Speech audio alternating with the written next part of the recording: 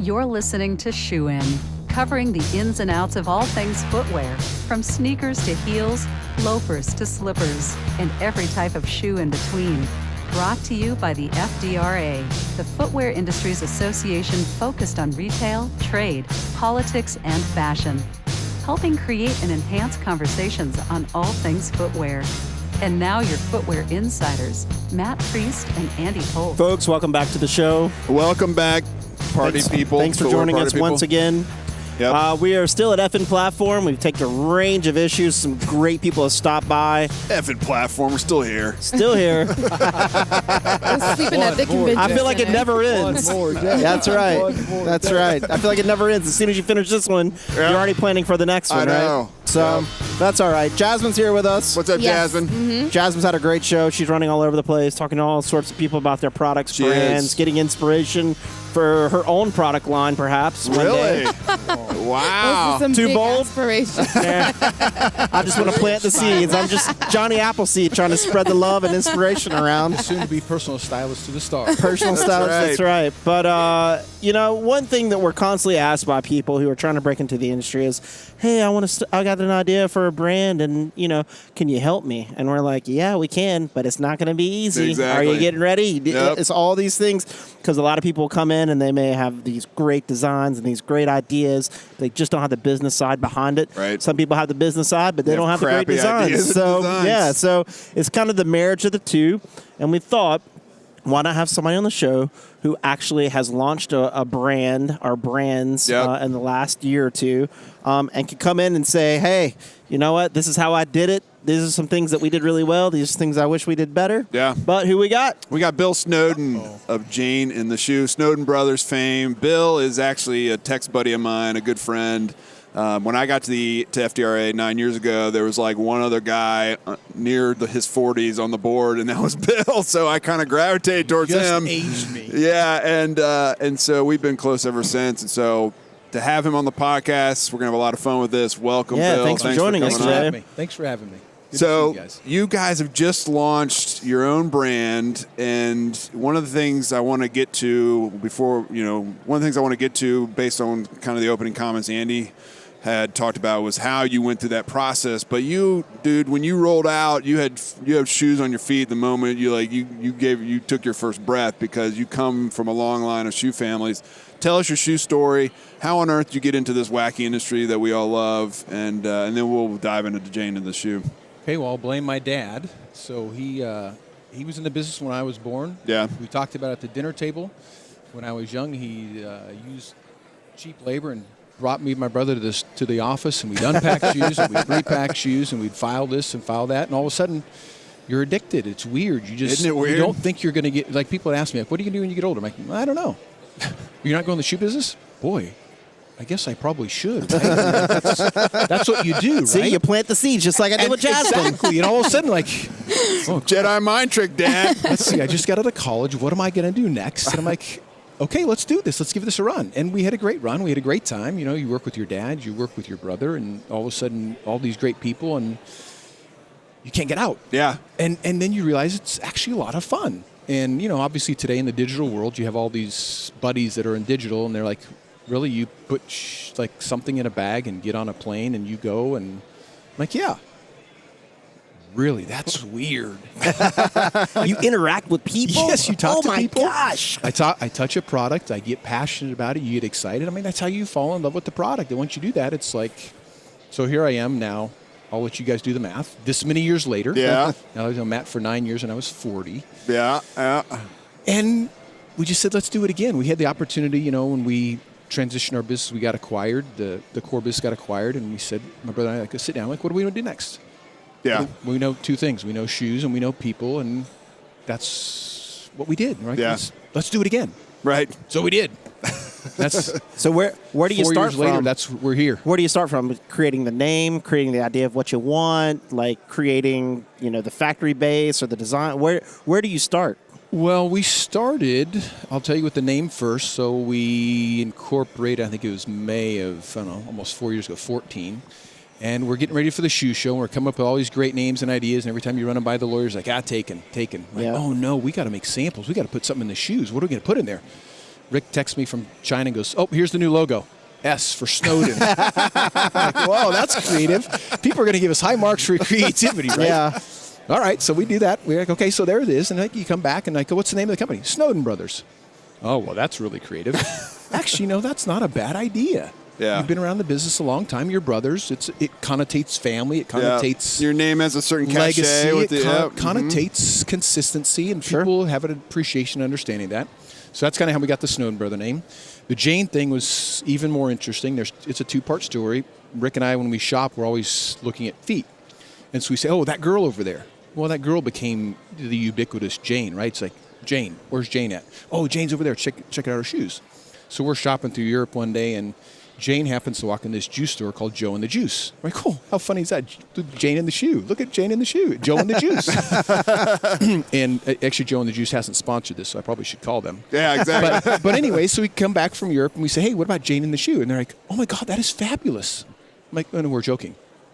No, you got to go with it. You've got to go with it. Yeah. Right. No, can't go with that. We got to be much cooler and interesting. You have to go with Jane in the shoe. And of course, we're not of the age of what we're a junior shoe brand, right? So we're asking all these young girls like, oh no, that is so fantastic. Keep it. So we kept it. And so there's really no magic formula to it, right? It's a brand is a story. A brand is what you make it to be. So we've made it into Jane in the shoe. And Jane in the shoe for us is you can be Jane in the morning, in the afternoon, in the evening, at night. Jane is everybody all the time, everywhere. Right. So it's kind of worked out. It's worked into the story. It's worked into the brand. And so you don't have to go pay a marketing firm a bunch of money to do that. Right. Yeah, clearly Unless you guys are not. sponsored by a marketing firm. So just have your brother and Plug the you phone. hang out in Europe, write an S on something. Yeah, exactly. There you go. Just sit at the cafes in Paris and drink wine until something really, really super intelligent comes by and you use it. There you go. That's it. There you go. Thank All you right, for so that you got the background, name, and then how do you figure out what product you want to make and sell? I mean, do you is it a gut feeling? Because I mean, you've been in the industry for a long time, and you've obviously been to a lot of shows like this, but still, you're launching your own line, and it's a little bit scary, and you got to make sure you get it right, I guess. And so, how do you go through that whole process of figuring out what you want to make? Well, you have to first enjoy scary. So Yeah. it's like the roller coaster, right? We say it's like the roller coaster. You just love to get on the roller coaster. It scares the crap out of you, and you get back in line when you're done again. So you have to appreciate and enjoy scary. How you do it, I think the biggest thing is you just have to be passionate about it. If you don't love it, don't do it. And you can read that in any business book, and I don't think ours is any different. But, that energy comes out and the excitement comes out when you're talking about the shoes and the brand. If you're bored and you're not excited, you don't believe it, it's going to come out in your voice. So. Right. That's kind of who we are and what we've lived the whole time. And I would tell you, most people, when we talk to mentor college kids, or you speak to like kids at elementary school with my kids at, like, what do? Do something you love. It doesn't have to be complicated. It doesn't have to be simple. It just needs to be something you love. Because if it's not, you're not going to work hard. You're not going to be interested. You're not going to go the extra mile on it. Well, that means come out in your voice. That means you also love a little part of the risks that goes along. There's a lot of faith in this kind of this dance you're doing, right? A lot of faith. Matt, I have this. I call it a hashtag signs from above. There sometimes needs to be those kinds of moments that just tell you, okay, you're on the right path. Because a lot of times you question yourself, especially opening a brand in a turbulent environment we're in retail, right? It's not easy, right? But you have to enjoy that excitement, and you kind of have to have the faith that, okay, that's a sign from above, hashtag signs from above, that something's there. And then you have to have great partners. Right. Honestly, I mean, we talk about great people in the industry. There is great people in the industry. That's what keeps everybody in it. And if you don't have great partners that kind of sit down and say, hey, here's the story, here's what we want to do, what do you want to do from a retailer perspective, and you marry those together. So we don't try to partner with everybody. Right. I say I'm the oldest, newest startup around because I've been around this long, but yet I'm a young brand. And then we hang out with people that are in the digital decade. Right. So we have 4 girls that come in and do all of our marketing, and we do a different girl every day intentionally because Jane is somebody different every day. They have their own voice, and they're head down into their screens. I can do it for about 7 minutes, and they can do it for about 7 hours. They look up, they're happy, and I'm like, boy, how did you do that? Yeah. It's just different, right? And so totally different. We have to surround ourselves with people that we're not. And I'm not of the digital decade. You can't do it all yourself. No. You can't do it all yourself. And I think today, I shop differently than they do, and the consumer today, at least the girl we're reaching, may not ever step foot in a space, right? Because she shops on a mobile device. Right. How would you guide people to strategize about what to do with the shoe shows? So you're a new brand, and it costs capital to show at the shows, or a number of shows. Right. How do you approach that? How would you advise people to strategize about what they do at a shoe show in particular, whether it's here or New York or wherever? Yeah, we have maybe a little bit of an unfair advantage, right, because we've been around it a long time. Yeah. I think we just sat down and said, look, here's our key partners, and where do we reach them the best? From a retail perspective, I think the other thing today is you have to have a digital perspective, right? We Right. have certain retailers that are digital only that don't necessarily come to shoe shows. And so we've kind of leaned on our digital decade to help us connect with those people. Right. Because you can't do everything, and you can't be everywhere. And, Right. We're in week 2, and next week's another shoe show, and you can't do 3 shoe shows in a week. So you kind of be thoughtful about it. Right. Because there's only so much spend. Right. And I think the other thing is you're never going to always be right. You have Right. to realize that you have to. Trial and error, baby. There's going to be some nights you go to bed and go, man, I wish I didn't do that. What, was I stupid? Right. Well, sometimes you are, but Yes, most you were. of the times you're not. It's just a Signs calculated from risk. above. Hashtag signs from above. Yeah. You have a few sleepless nights. I would Yeah. say, too, the other thing that I've seen of successful people who are trying to break in are the people who stick themselves out there and ask for help. Yep. They show up to networking events. Yep. They keep showing their face up time and time again until you remember their name, and they keep after it, and they keep after it, and keep after it, and then all of a sudden, we've seen some brands, even a couple of years ago, who showed up, didn't have anybody at their booth. They started making the rounds, started talking to people, Right. and then all of a sudden, it's like they started asking for the help. People started giving it to them because they knew who they were. Right. So you got to it's the digital age, but you still got to hit the pavement and go around and make your face seen. Talk to people, ask for the help, get involved, get engaged.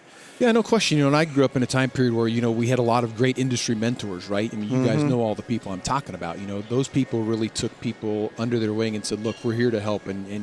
And they appreciate the persistence. And I think this industry is pretty good at knowing, hey, there's got to be the next generation that's coming up. And if you get identified and you push to get in that group, you're not going to be invited. You have to go out and make yourself be invited. Yeah. That's a good point.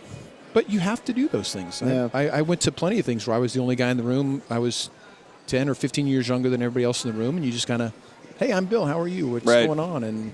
And sooner or later, you'll find that one connection, and Yep. you get it, and all of a sudden, that person goes here, and I tell people it's like a spider web. Totally. It's a whole spider web of somebody going here, then there, and come back, and it's the hugest, smallest industry I've ever seen. In terms of that, you can walk down these aisles and, Yeah. hey, how you doing? Yeah, exactly. I sold shoes on the floor today. I just saw a buddy of mine that I sold shoes on the floor with. What floor? Tell us about that. Where were you selling shoes on the floor? Nordstrom South Coast Plaza, 1989, 1990. Wow. The guy I worked for is still in the business. One of the guys on the floor with me is still in the business. We had a reunion about 5 years ago down in Southern California. Really? This is, well, I'm already dated for age. So this is about 25 years ago. Right. We had a reunion. There's a Facebook page for our group. Really? It's crazy, right? That is crazy. But that's crazy just awesome. Crazy cool, right? You're like, okay, so there's a reason we all kind of stay in this, Right. Yeah. stay in this crazy thing. But yeah, the people are amazing Yeah. for sure. What about, we talked a little bit about starting it up, but at the very beginning, we talked a little bit about how some people come to it with great ideas and great designs and all that, and other people come with the business knowledge. You and your brother kind of have a division of labor, right? You don't do the same thing. You guys have your strengths and your weaknesses, and you work together, and you focus on specific things. He focuses on specific things. So maybe he talk seems about to spend that. a lot more time in China than you do. That's true. No offense. Congratulations. Way to You won go. on that one. That's perfect. Once in a while you win and once in a while you lose. Rick will tell you I have a lot of faults.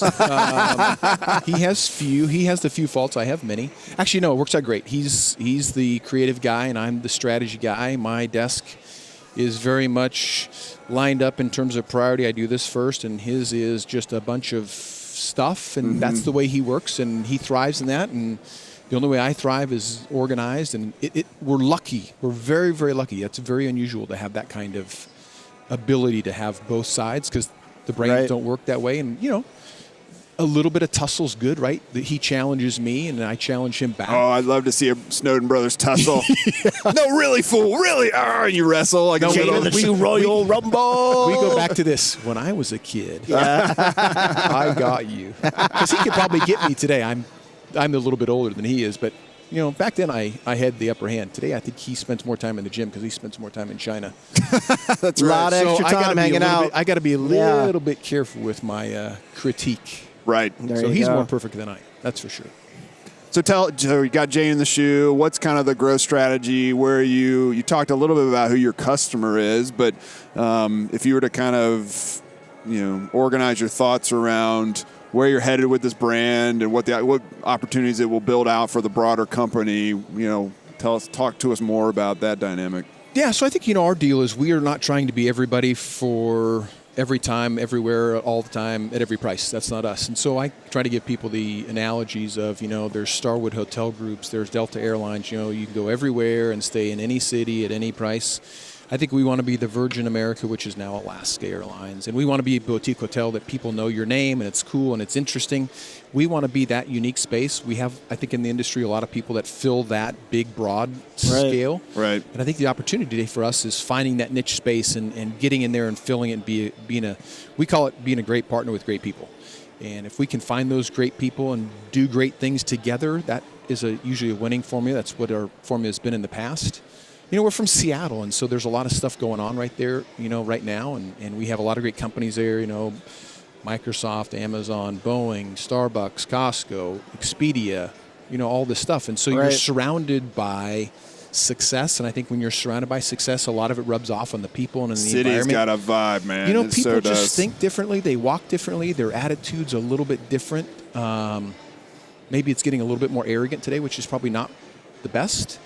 But, people just have a will to get things done there. And it's just interesting. It just rubs off. And people say, well, give me an example. I'm like, I don't know that I can hard give you to an pinpoint. example. It's like charisma. Yeah. What's charisma? Why is somebody charismatic? They just are. And it's, I think that's why people go to New York. There's a vibe. There's a buzz. You hit the street, and all of a sudden, you got a pep in your step. You don't know why it's going on, but it's just like you walk fast, you talk fast, you do it. And so Seattle's kind of getting like that. I grew up there, so I remember what it was like before. And it's just a different city today, and people come and go, oh, my God, what a great place. And we were the hidden jewel for a while, and I think that's no longer the case. Yeah, it's gone.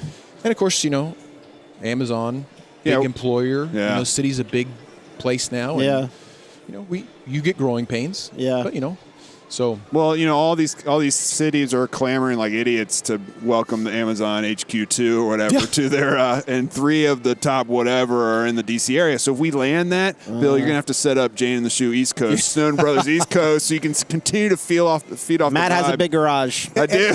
Yeah. And I would tell you, Amazon, honestly, they do more things good, right? Yeah. They bring more positive energy and more positive things. I mean, this is not a bang on Amazon thing. It's just a matter of it's a different world today, right? You don't have a brick and mortar strategy. You have a digital strategy. You talk differently, and now you don't talk about timing and seasons and store open, store close. You're open 24/7. And I went to this thing in Seattle the other day about private equity and something for 2018, and they're like 80% or 85% of millennials today start their purchase process on Google and Amazon.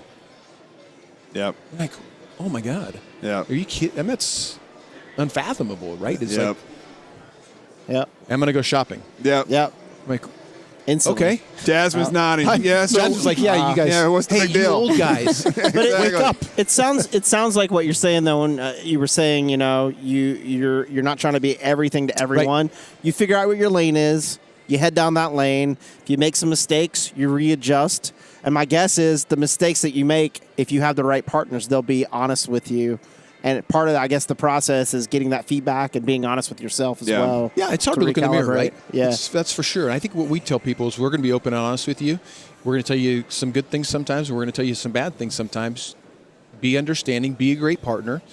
Sometimes we'll give, sometimes we'll need to take. But if we all have the same end in sight, we'll get there together. Yep. I think, today the expectation of pace is so different, right? Yeah. Everybody expects it tomorrow, and I think there's still organic kinds of things. So kind of like us for the brand, we drop a rock in the pond and it kind of trickles out like this. We try to be narrow and deep with people versus try to go and try to find everything. But that little concentric ring that kind of develops, if it develops at a nice pace that we can manage it, if we get out of control, we'll do nobody a favor, right? Then we're just going to mess everybody up. So we try to be thoughtful around that. How is it working with your factory groups? Because maybe you've got smaller orders than some of the larger brands that can come in and say, I can guarantee you, 10,000 orders, and you're coming in and saying, I need 2,000. Are you having to find where the capacity is, and how do you manage that kind of situation? Yeah, we've had partnerships over there for 30 years too, which helps, right? And obviously that's changed. I think what you have today, we have a private label business that supports the brand as well. So we were able to, fortunately, have a little bit of opportunity to kind of go through that. But we sat down with the factory, said the same thing. Hey, here's our business model. Here's where we want to go. We'd love to partner with you guys. Here's what we need to do to support in the short term. Here's what the rewards are in the long term. And most people get that today. Most people know it's not let's turn it on and here's, a month's worth of production. And I can do this for 12 months for you. But what you're saying is very interesting to me, because I think a lot of people would go to that factory group and make an ask and not have a game plan like you just said. Here's what I'm asking. Here's what I need for the short term. Here's a long term payoff. We have a strategy if you can work with us. Most people just go in and say, I need 2,000 pairs. Can you do it? And that's it. Right. So and a lot of times they'll go to the next factory. And you go around the circle. Well, it's a small circle over there. It's a big country, but it's a small circle. And by the way, you only need to do that 2 or 3 times, and the circle will fill itself for you. Everybody's going to know the game. So the door shuts. Same way, you just be open and honest and say, hey, here's what we want to get done. And, luckily we have a 30-year history that gives us the opportunity to do that. Most people will trust us. But, you still need support. Right. I mean, it's a new brand, and you need the retailers. And, we're going to stumble somewhere along the way. You don't plan to stumble. You only plan to win. Right. And then if you plan to win, we will have time to figure out what happens when you stumble. Let's pivot over to the trend side, because the one thing I've always envied about you, Bill, is that once a quarter I'm texting with you and you're I'm on the train to Paris, or I'm on my way to Milan, and life is tough. Lovely. And I want to talk. A lot of people may not understand that there is a curation process, even if you're in mid-tier, accessible fashion footwear for juniors, that you are curating trends on an ongoing basis. So walk us through that process and how you've been doing that for years and why it's so important. Yeah, I think, today it's much different, right? Because everybody goes. There's no secrets anymore. Right. And you can find a lot of it online. The difference, I think, that Rick and I do, and maybe it's not a secret, we think it is, but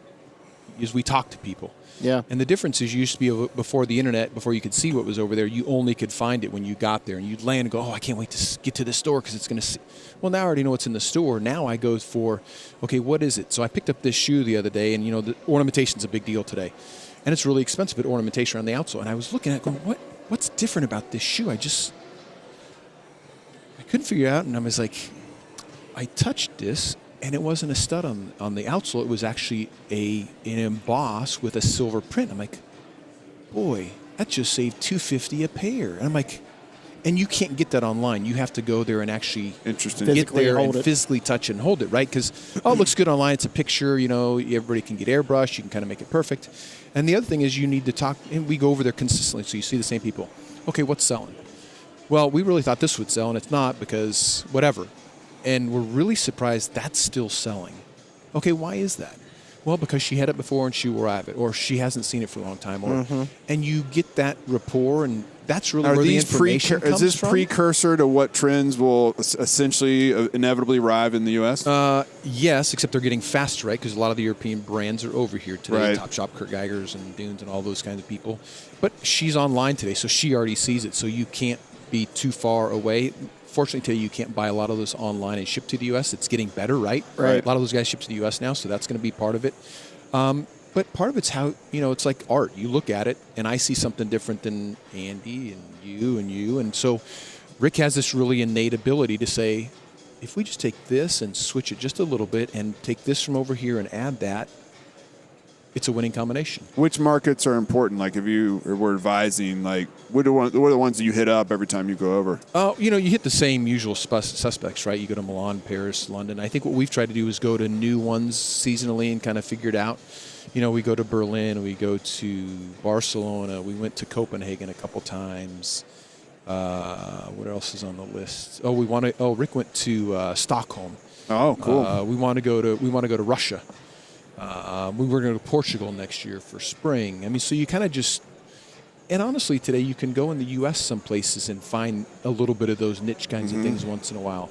But you see a ton of the shoe people over there, for the most part, right? Yeah. You all kind of circle Making the rounds. But like in a museum, I see something different than you see, right? It's like it's in the eye of the beholder, and Rick has that just sixth sense that these things will work and this won't. Right. It works for us. That's cool, man. What are some other things that might be surprising to folks? We talk all the time. Someone that I was speaking at a conference the other day, and someone raised their hand, was asking about customs. And we're asking why it was so high. And you have to explain that again and again. But there's some like little hidden things to this industry that someone getting into it when they're making that shoe and it's awesome and they found the right partner. Yep. And then there's still those things as soon as it hits the factory and you're starting to ship. There's other things, right? Compliance issues, making sure it's tested right, making sure you take it into the right place, make sure you have the right warehouse partner, the customs issues, making sure it's labeled right. All those things go into it. And I'm sure you may handle that on your side, or Rick may, but it's one of those things where it's attention to detail, just not on the shoe. Like you were saying, that one little thing can make a difference in the price of the shoe, but it's all these other little things as well. Massive You have to attention lined up, to detail. right? And things you would have never expected, right? Honestly, we lean on you guys. You guys provide a lot of that information for the factories and a lot of that information for the retailers. It's a great resource in terms of, hey, this is what you need to make sure and do and continue to do. I mean, you guys know I text you guys all the time, hey, whatever. And within minutes, you guys are like, oh, this. I'm like, perfect. And so I think if you don't have those things today, I'm a big fan of you guys. And when I talk to people, like, why do we need FDRA? You have no idea why you need FDRA, because there's so much stuff that you guys provide, not only in that space, but in the learning space. I told you, Andy, that I wanted to go to that digital thing.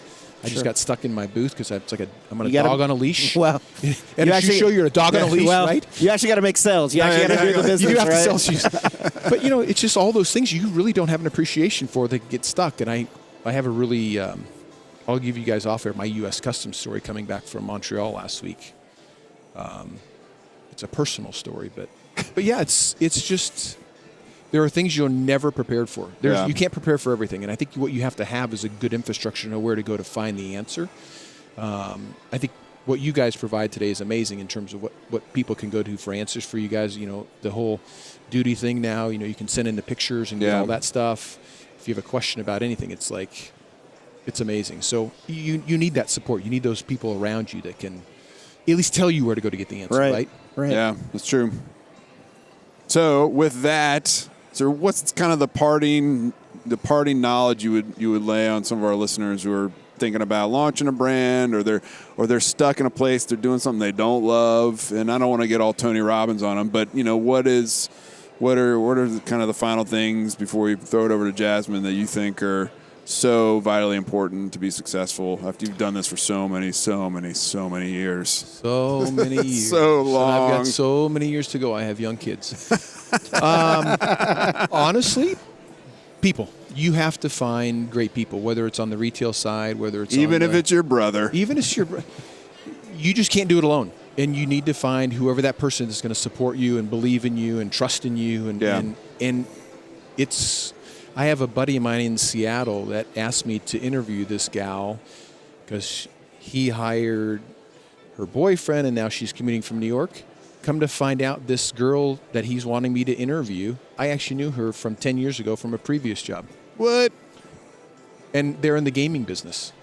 And so, like I said, it's a small world, right? In the shoe business, but it's people. It all boils down to the same thing. People. You need a good organization like you guys. You need a great factory partner. You need a great retailer. It's all relational, man. It's all relational. No matter how much you want to do on a digital thing, you can text and do all those things and send an email. But if you don't sit down and look somebody in the eye and get somebody to believe you and say, look, this is what we're going to do. We're going to do it together. It's going to be hard. It's going to hurt. It's going to be fun. And it's going to be successful. That would be it. Yeah. You can do it. USA. Speaking of good people, Jasmine. Yes. You are Come good on, people. Jasmine, let's go. Jasmine's good people. So She's Jasmine. been so nice and quiet this whole time. Well, she's about to Come unleash on, fury on Jasmine, us. You're Well- overtime. Get off. Merciless. I do have something to say about. I wear size 6. I would like red, green, and blue. Exactly. Here's my address. Do you guys? Okay, so I've been noticing a lot of leather, not only in like the boots that I've been seeing on the floor, but also like some of the sneaker choices and slip-ons. And I'm starting to see leather in brighter colors, like because you're used to seeing like a lot of browns, and I'm starting to see Boring. like reds and burgundies. And you guys, Matt and Andy, always wear leather anytime we have like an event. She's And saying we're would you- boring. No, but would you wear a colored one? Don't take offense to that. I don't. Would you do a blue leather shoe? Absolutely. Would you? Okay, all I right. do. Absolutely would. I actually have a blue leather sneaker that I got wow, in okay. Paris. Ooh, At there Galeries you- Lafayette. Oui, oui, oui. Whoa. Le, le, le, le, le. Bill was on the corner having a cappuccino. Probably. Let's have an espresso and a glass of wine. Exactly. Cut of cheese. Bill, do you have any leather that you're incorporating in any of your brands or any of your designs, or what kind of materials are you using? Or So in the brand, we talk a lot about toe shape and texture. Texture Okay. for us is material in general. So it can Okay. be, there's actually today, probably the biggest thing going on is fabrics, fabrications, and finishes and stuff like that. So we have leather that's got different finishes, different kinds of embosses and prints, okay, different washes and all those kinds of things. And then sometimes you just need great solid leather because, it's just part of what it is. But we don't get hung up in leather as much as we get hung up in what's the right texture for the right style. okay. And All today, right, yeah. because everything's all about, our girl tells us it's two things: versatility and Yeah. comfort.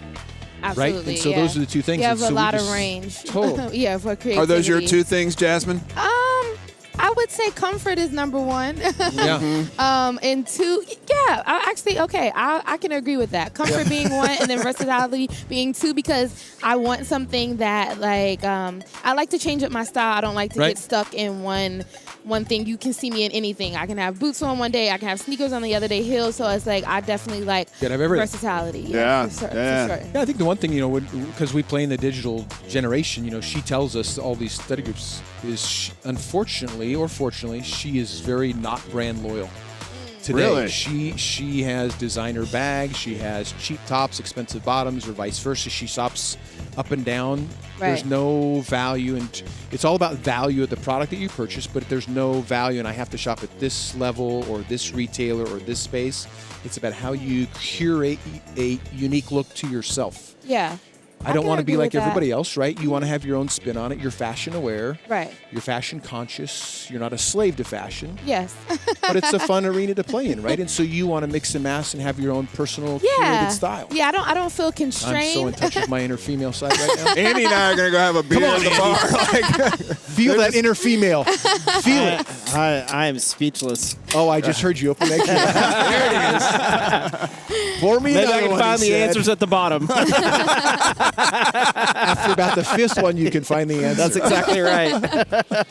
But yeah, no, I definitely agree with that. But I also think that comes with age. So like as I get older, I do feel like I have more of a brand loyalty, and then I feel like I might have just been kind of playing around when I was, Dabbling. 18, 19.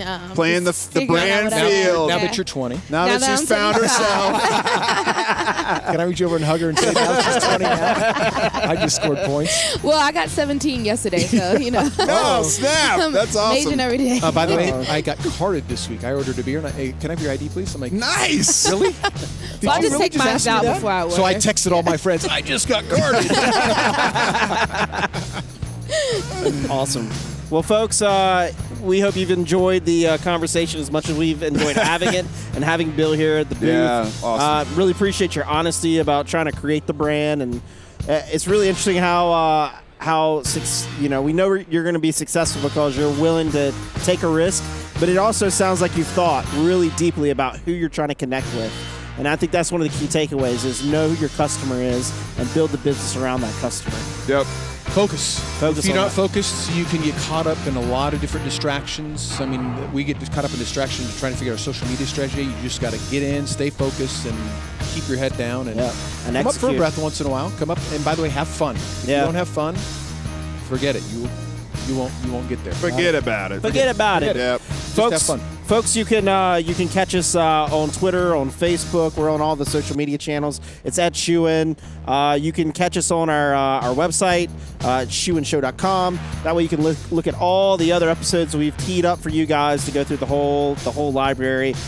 You can subscribe on iTunes and it'll download automatically into your podcast app every Monday. That's so right. You can listen to our beautiful voices every single week. Every Monday morning commute. And if you have a topic that you want to talk about, we talked about this topic in particular because we're always getting asked about starting a brand and what to think about and how to process that and where do I go and how do I do these things and things to think about. So if you have a topic on something like that in particular, anything in the industry, we want to hear from you. We want the show to help people better understand the industry, better understand the business side so that we can all succeed together. Well said, my friend. Well said. And until then, for Matt, for Jasmine, for the Snowden brothers. Oh, yeah. This is Andy Polk, and Shoein is out. Shoein has been brought to you by the FDRA, the Footwear Industries Association focused on retail, trade, politics, and fashion, helping create and enhance conversations on all things footwear. For information about FDRA, visit fdra.org.